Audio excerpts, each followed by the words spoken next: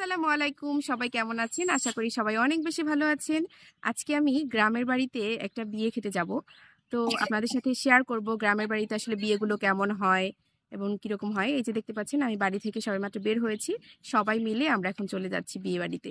তো চলুন আপনাদেরকেও দেখাই আজকে বিয়ে বাড়ির সব আয়োজন এবং সবকিছু। এখন আসি হয়েছে যে আসল কথায় আসল ঘটনা হয়েছে যে এটা হয়েছে গ্রামের বিয়ে। তো আমাকে এক আত্মীয় মানে শ্বশুরবাড়ির আত্মীয়ের বিয়ে আসিল।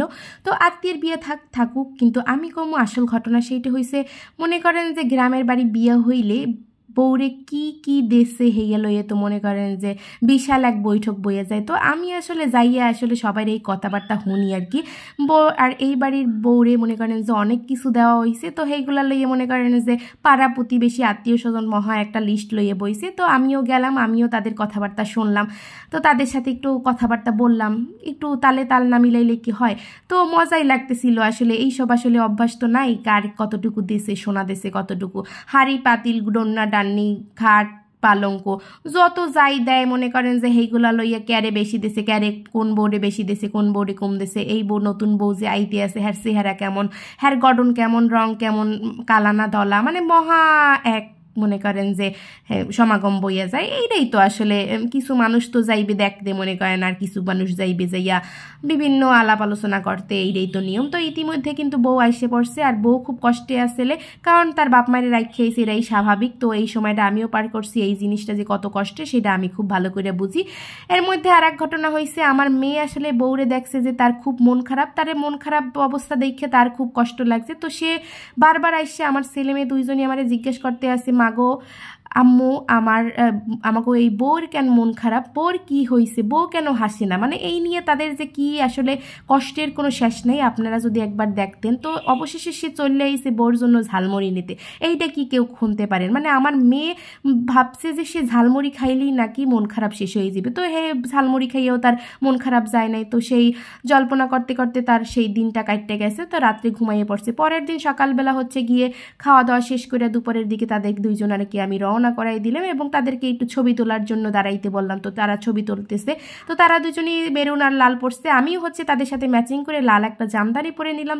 অনেকে কইতে পারে নাফা আপনি তো জামদানি শাড়ি পরছেন ঠিক আছে, কিন্তু আপনি তো সোনা দানা কিছু পরেন না, আপনি এতগুলো হাডুডা জিনিস পরছেন কেন? আপনি তো গ্রামের বাড়ি বিয়ে খাইবেন, আপনি বউ বললে কথা, আপনার গায়ে থাকবে সোনা ভরা। তো আফা গো আফা, আমি হয়েছি যে একদম আসলে গরিব মানুষ, আমি আসলে আমার সোনা দানা কিছু নাই, তো এই জন্য আমি পরি নেই, আমি আসলে এরম থাকতেই পছন্দ করি। কি আমার পিছনে কি বললো, আমার জামাইয়ের কত টাকা আছে, আমার কত টাকা আছে, আমার কতটুকু সোনা আছে, এগুলো যে যা বলে বলুক, এগুলো নিয়ে আসলে আমি কখনোই মাথা ঘামাই না। আর আমার জামাই তো সেই মাথা ঘামানোর মধ্যেই নাই। সে আসলে আমি যদি আজকে একটা সিরা জামা পরেও যাইতাম, সে আসলে আমার ডাক দিয়ে জিজ্ঞাসা করতো না যিনি তুমি সিরা জামা পরতে আসছো কেন, কারণ তার আবার এইসব নিয়ে মাথা ঘামানোর কোনো নাই। কারণ সে জানে তার বউরে নাকি অনেক সুন্দর দেখায়, সে যাই পরেই যাই তারে নাকি সুন্দর দেখায়, মানে বুঝতেই তো পারছেন তার পকেট যেন না খসে সেই ধান্দা, সেই জন্য সে ভালো মন্দ কখনো কিছু বলে না। তো জানে যে আমি আসলে এরকম সিম্পলি ভালো পছন্দ করি। তো সেজে যেহেতু আমাকে কোনো কিছুতেই বাধা দেয় না, তো আমি আসলে আমার মতো করেই চলে গেছি। যদিও আপনারা বুঝতে পারেন যে আসলে গ্রামের মানুষ অবশ্যই তো পিছনে বসে সমালোচনা করবি, কারণ তারা তো আসলে কেয়ার কয় বড়ি গহনা আছে, বউরে কত বড়ি গহনা দিল, কিংবা পাড়া প্রতিবেশী কোন বউর কত বড়ি গহনা আছে, সেগুলো নিয়ে একটা হিসাব লিস্ট বসে যায়। এইটা আসলে গ্রামের কিছু মানুষের স্বভাব তো থাকবেই। তো আমি আসলে সেই কিছু মানুষকে অবশ্যই পাত্তা দিই না, আমি আসলে আমার মতো চলাফেরা করি। আসলে আমার আসলে একটা কি বলবো, আমার আসলে যে নিজের নাই বললে মনে করেন যে আমি আসলে হাই হুতাশ করে মরে যাব, সেইগুলো আসলে আমি একদমই পছন্দ করি না। গ্রামের কিছু মানুষ দেখবেন যে তারা নিজের আছে তা তো পরবেই, তারপর মনে করেন আরও যদি পারে বেশি করে তাও পরবে, মানে তারা মনে করেন যে বিয়ে বাড়ি আর মরার বাড়ি নাই, সবখানে তারা মনে করেন যে গহনা কাটি পরে একদম ভরিয়ে যায়। তো আমি আসলে বিয়ে বাড়িতেও গহনা পরতে আসি না। এখন মনে করতে পারেন আফার গহনা নাই, সে পরবে কিভাবে, মনে করলে মনে করতে পারেন, আমার আসলে তাতে কিছু যায় আসে না। আমার আসলে গহনা যা আছে তাও আমি পরি না, কারণ আমি এবার হয়েছি যে অন্য লেভেলের ফকির, মানে আমার ফকির হইলেও আমার আসলে ঝুড়িটা হয়েছে যে একটু ভালো মানের, মানে আমার চিন্তা ভাবনা হয়েছে যে গহনা যদি আমার নিত্য নতুন সুন্দর সুন্দর গহনা পরার সামর্থ্য থাকে, যখন টাকা হইবে তখন নিত্য নতুন গহনা পরবো। এক গহনা বারবার পরে কি ভাই ভাল লাগে কন, এক গহনা কতবার পরবো?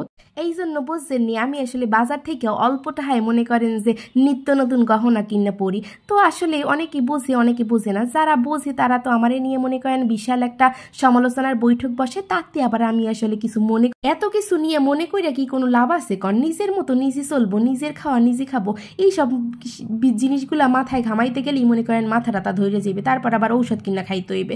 তো ঘটনা যেটা হয়েছে, আমি ওই দিন আসলে পুরো ভিডিওটা করতে পারি নাই, নিজে যখন খাইতে বসছি তখন আসলে আমার কাছে ফোনটা ছিল না। তো আজকে এই পর্যন্তই আসলে ভিডিওটা শেষ করতে হবে। ভালো লাগলে অবশ্যই একটা সুন্দর কমেন্ট করে যাবেন। আল্লাহ হাফেজ।